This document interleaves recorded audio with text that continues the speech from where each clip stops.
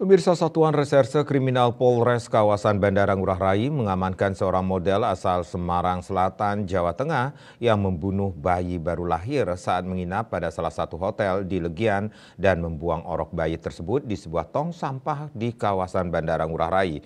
Pelaku berinisial ZDL, 28 tahun, ditangkap di rumahnya dengan polisi menyita sejumlah barang bukti.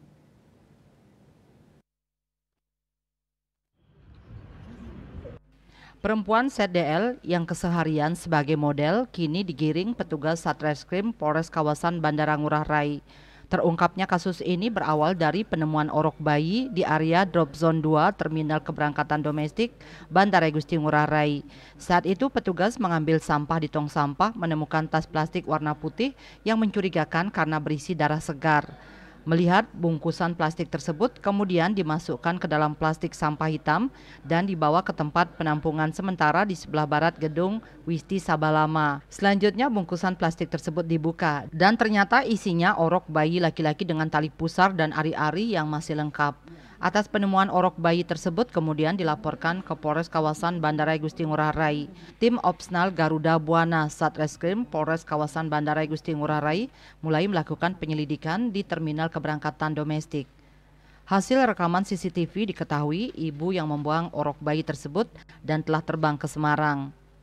Tim berhasil mengamankan pelaku ZDL beserta barang bukti di rumahnya di Semarang, Jawa Tengah tanpa perlawanan. Seorang perempuan yang sebelum dia membuang bungkusan itu dia sempat duduk di tepi taman lalu membuang bungkusan tersebut. ZDL mengaku saat itu ia menginap bersama seorang pacarnya warga Singapura di sebuah hotel di Legian Kuta. Sekitar pukul 3 WITA perutnya mules-mules dan bolak-balik ke toilet. Sekitar 5 jam kemudian pelaku tiba-tiba melahirkan di kloset dalam toilet. Bayi tersebut sempat menangis namun pelaku menutupnya dengan tutup kloset karena takut ketahuan oleh pacarnya.